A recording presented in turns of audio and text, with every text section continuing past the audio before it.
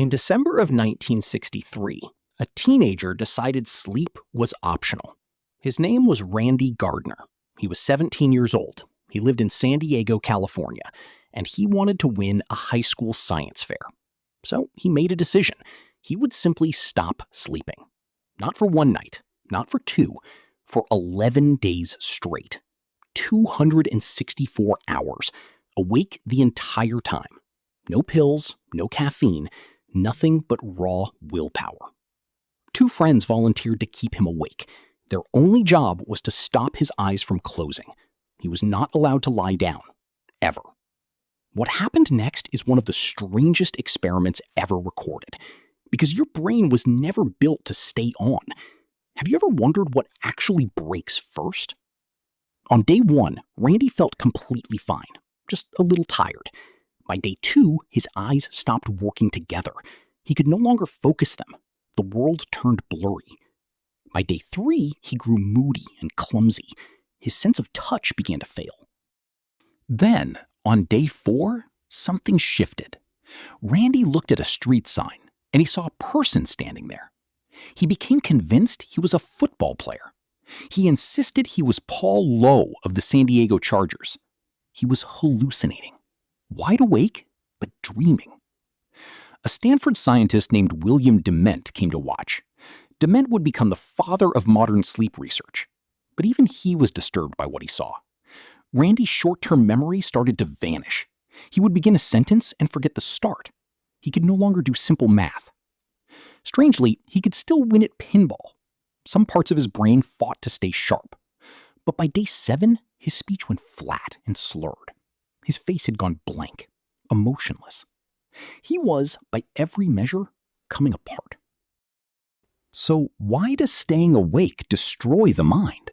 For decades, nobody actually knew. We assumed sleep was simply rest, a pause button for the body. We were completely wrong. In 2012, a researcher named Maiken Nedergaard found the answer. While you sleep, your brain opens a hidden drainage system. It is called the Glymphatic System. Fluid rushes through your brain tissue, and it flushes out the waste. Every day, your neurons produce toxic garbage. One of them is a protein called beta amyloid, the same protein found in Alzheimer's patients. And your brain only clears it while you sleep. Think about that for a moment. So what happens when you never let it clean? The garbage stays. It builds. It poisons the machine. Randy Gardner was not just tired. His brain was drowning in its own waste. This is why sleep loss feels like going insane. Because in a way, you are. On the 11th day, Randy held a final press conference. He answered every question calmly. He seemed almost normal. Then he finally went to sleep. He slept for 14 hours and 40 minutes. And when he woke, he felt fine. His record stood for years, but Guinness eventually stopped tracking it. They decided sleep deprivation was too dangerous to encourage, and they were right to be afraid, because there is a disease that steals sleep forever. It is called Fatal Familial Insomnia.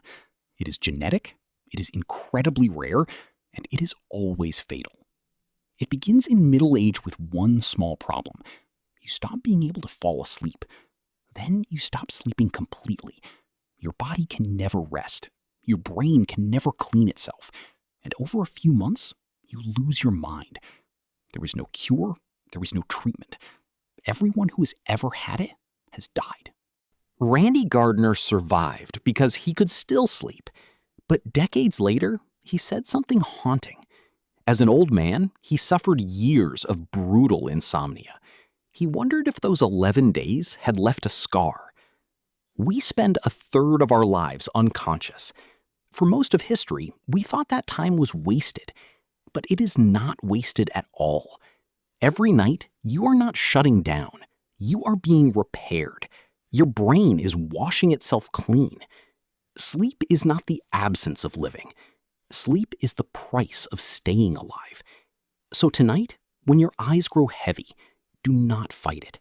Your mind is asking to be saved. Let it.